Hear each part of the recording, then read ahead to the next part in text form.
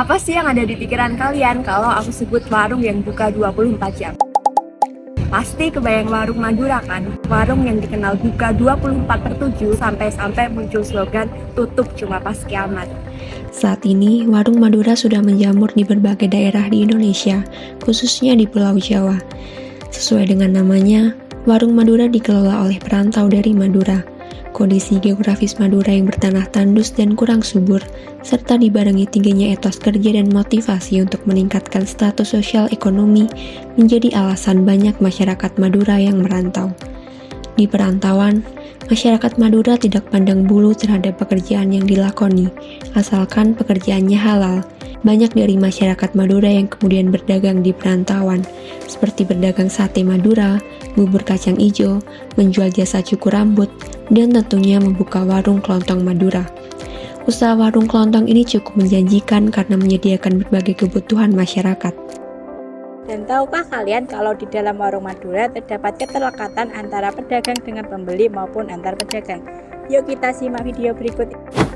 Konsep keterlekatan atau embeddedness pertama kali dicetuskan oleh Karl Polanyi dengan pendapat bahwa fungsi ekonomi tidak dapat dipahami secara terpisah dari dunia sosial di mana ekonomi itu tertanam.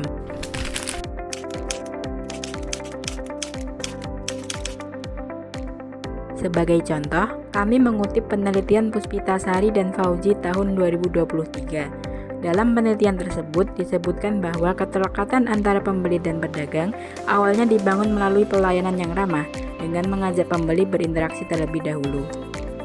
Hal ini mula-mula ditujukan agar terbentuk rasa nyaman dan kepercayaan antara dua belah pihak, sehingga mendorong pembeli untuk kembali berbelanja di toko tersebut dan menjadi pelanggan tetap. Lebih lanjut, jika seseorang telah menjadi pelanggan tetap, pedagang akan memberi sebuah bingkisan sebagai bentuk apresiasi. Tidak hanya itu, pedagang juga memberi gratisan berupa minyak goreng kepada pelanggan tetap yang melakukan transaksi dalam jumlah besar menjelang Lebaran. Selain itu, pedagang juga kadangkala memberikan pinjaman atau utang kepada pembeli dengan syarat hanya untuk orang yang dikenal dekat dan terdapat komitmen berupa perjanjian.